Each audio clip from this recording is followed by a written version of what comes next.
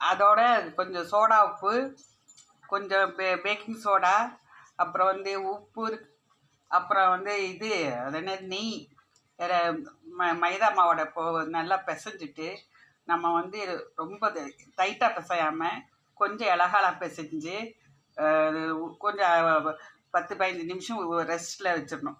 வச்சுட்டு அப்புறம் சின்ன சின்ன இது மைதா மாவை எடுத்து உருட்டி நம்ம வந்து அந்த உருட்டின மைதா மாவில் இந்த இப்படி லேசாக இப்படி இதுக்கு ஓட்டை போடுற மாதிரி மேலே இது ப்ரெஸ் பண்ணிவிட்டு எண்ணெயில் வறுத்து எடுத்து ஷீரா பாகில் போட்டால் சூப்பரான குழந்தைங்களுக்கு பிடித்த பாதுஷா ரெடி.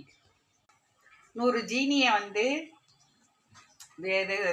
என்ன சுட வச்சு கொதிக்க வச்சு ரொம்ப பிசு தன்மை இல்லாமல்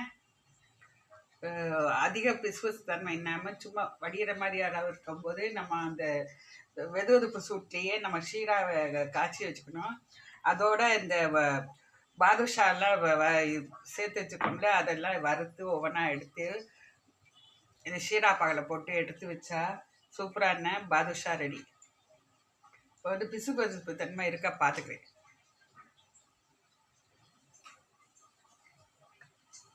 சரியா இருக்கு. இப்படி இப்போ பாகை எடுத்து பார்த்தா இப்படி சொட்டா வடியணும்.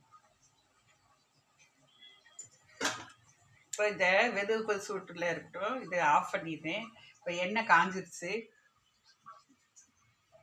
இது ரொம்ப மிதமான சூட்டில் நம்ம வறுத்து எடுக்கணும்.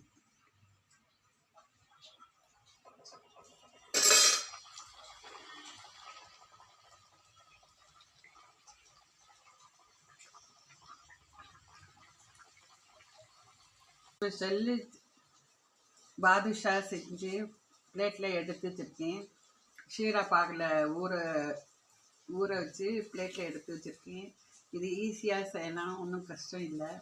இந்த மாதிரி அது என்ன இந்த தீபாவளிக்கு வெரைட்டியான பலகாரங்கள் தின்பண்டங்கள்லாம் செஞ்சு சந்தோஷமாக தீபாவளி கொண்டாடுங்க. Happy Deepavali to you all my viewers.